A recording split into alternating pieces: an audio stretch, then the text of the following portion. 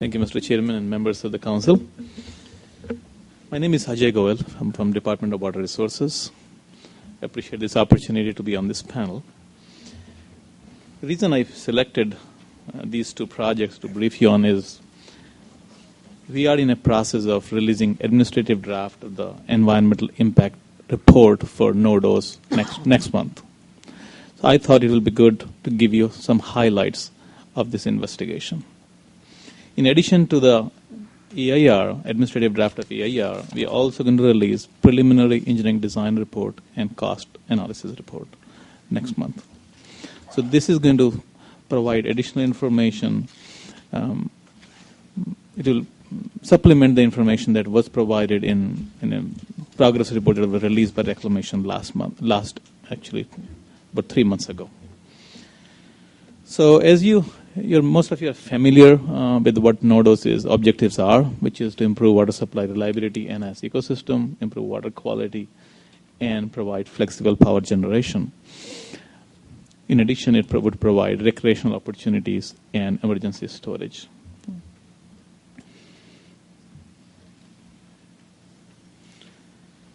This reservoir is going to be, as you know, located about 14 miles west of town of Maxwell, and it's going to take water from using two existing canals, TC Canal and GCID Canal, and we are proposing, as part of this investigation, to have a new intake structure built in Sacramento River and a pipeline that will connect, bring water from river into the reservoir and out from the reservoir into the river.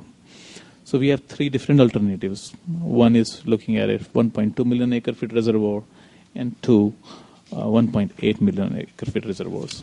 All three of them have these three conveyance systems. The only difference in between them is in one of the alternatives, alternative B, we will have a one-way pipeline, meaning the water will be delivered from the reservoir back into the river and would not be diverted from the river. But in other two, it will be a two-way pipeline. We will divert water as well as deliver back into the river. So just to give you some highlights, this project would provide water supply for multiple purposes, for water supply reliability, for water quality, and for ecosystem. And the total yield for these three purposes on annual average would be about 400 to 500,000 acre-feet. During dry and critical periods, it will be about 500 to 600,000 acre-feet. And now I'm going to zoom into the ecosystem actions. This project would provide, the site reservoir, would allocate about 300 to 400,000 acre-feet of water volume towards ecosystem actions under average years. And during dry and critical, that volume is going to go up to about 400 to 500,000 acre-feet every year. And this is in addition to the yield I mentioned in the previous slide. Now, these actions include improving cold water pool conditions in Shasta, Oroville, Trinity, and Folsom, and improving flows in Sacramento River. And in addition to this, we will reduce some diversions at GCID and TC Canal and provide the water from the reservoir during months of migration of sensitive fish. Then having a reservoir this size up in north of Sacramento, north of Delta, would increase storage north of the Delta for anywhere from 1 million to 1.4 million acre-feet, which is about 14% increase in storage north of the Delta.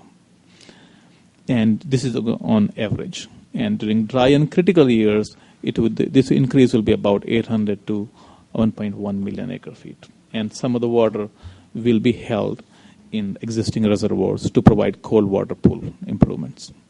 So this is going to help increase the reliability of the CVP-SWP system. We also tested the performance of... Excuse me. Yes. Does that chart say that's the relative value of storage and that sites potentially outstrips all the others put together? You mean the new storage studies or existing? Increase system flexibility. Yeah, it will add to the system.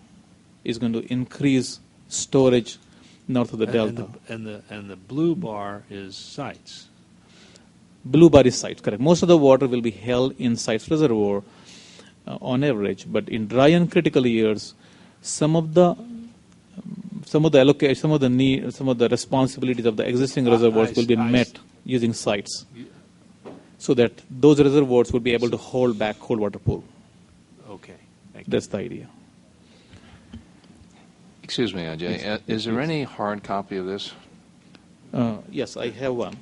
Just one? There's Is it in the book? it's not in color, it's in black and white. Yeah. Oh, thank you, sir.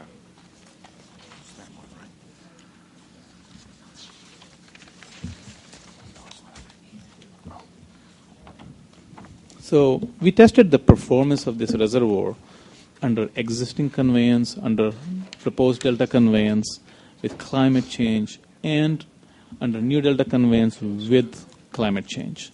And we found that the reservoir would perform equally well under all conditions. That is, we will be able to divert, on average, 500,000 acre-feet from Sacramento River into the reservoir under existing conveyance, new delta conveyance, under climate change, and with BDCP and climate change combined. So it shows that reservoir is quite resilient and is robust, that it will be able to perform for a long time to come.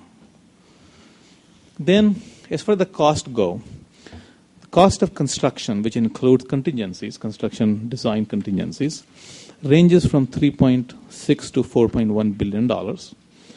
And as per the comparison of benefits to cost, the benefits outweigh costs, and the ratio is about 1.3 to 1.4. So our plan is, as I said, next month to release the administrative draft of the EIR, as well as a design and engineering design and cost estimate report. And the reason we are releasing the administrative draft is because state at this time does not have funding to respond to public comments on a public draft. So we are going to share this draft to the public next month, and in hopes that we will have some partners who are going to work with us in taking this to a public draft and final. And if we do get funding, then we can release a public draft in about 6-8 months' time. After that, a year after this, we could do a final. And the design of the project will take about 2 to 3 years. And during the same period, we could obtain necessary permits. So that means that the earliest this project could go into construction. And of course, it requires getting funding and setting all the needed support would be about 4 to 5 years from now. So next, I would like to give you a briefing on a study that we have been working on called System Reoperation Study, and this was authorized by state legislature. It directed the department to identify potential options of reoperating states' flood protection and water supply systems that will use existing facilities, existing surface storage facilities, and in conjunction with groundwater storage. And the objectives of the study is to improve water supply reliability, simultaneously improve water supply reliability, enhance ecosystem, and improve flood protection. And the legislature did give us some direction that do this by integrating the systems or reoperating the systems, or third, and in conjunction with groundwater storage, or thirdly, modifying conveyance systems.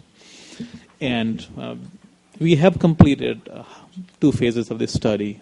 We have developed a plan of study which identified some 24 reoperation options and concepts.